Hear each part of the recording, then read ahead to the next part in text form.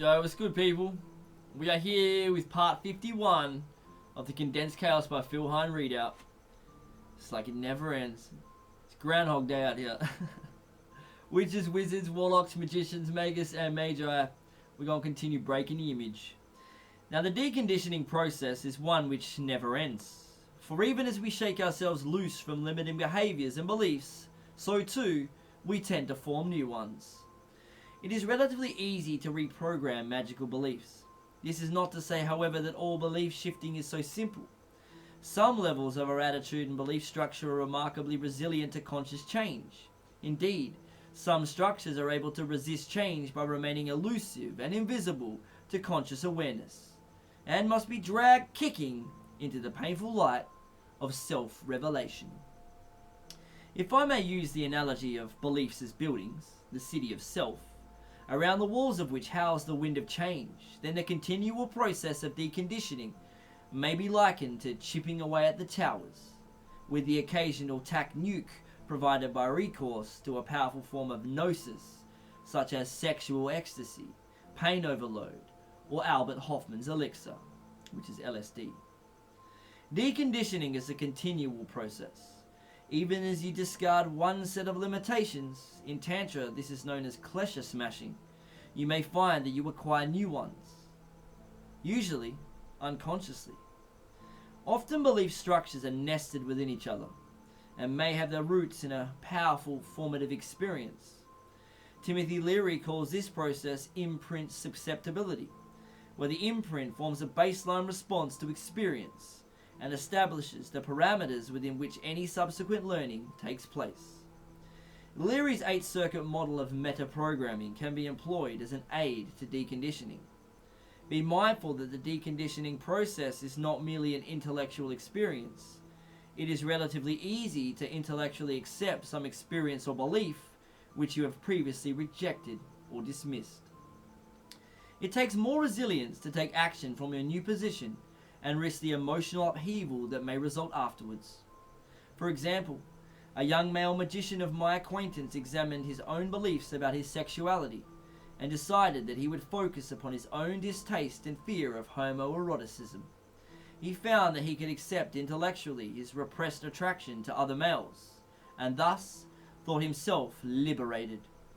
He then went on to have several homosexual encounters, which he said did not give him any physical pleasure, but merely fed his belief that he had sexually liberated himself. This kind of situation is all too easy to get caught up in. There is a common internal conversation which runs on the lines of, I am a magician, so I ought to be able to do anything without feeling guilt, nausea, uncomfortable, etc. This is merely another ego identification, which will give rise to intrapsychic contradictions. Habit and belief restructuring only tends to be successful when the desire to overcome a limitation is stronger than the desire to maintain it. It is one thing to intellectually adopt different beliefs and attitudes, but quite another to live totally according to them. However, beliefs and attitudes quite often contradict each other at some level, and we don't tend to notice this until we begin the slow and painful process of self-examination. It's fairly easy, for example, to shift from being a fanatical Christian to being a fanatical magician.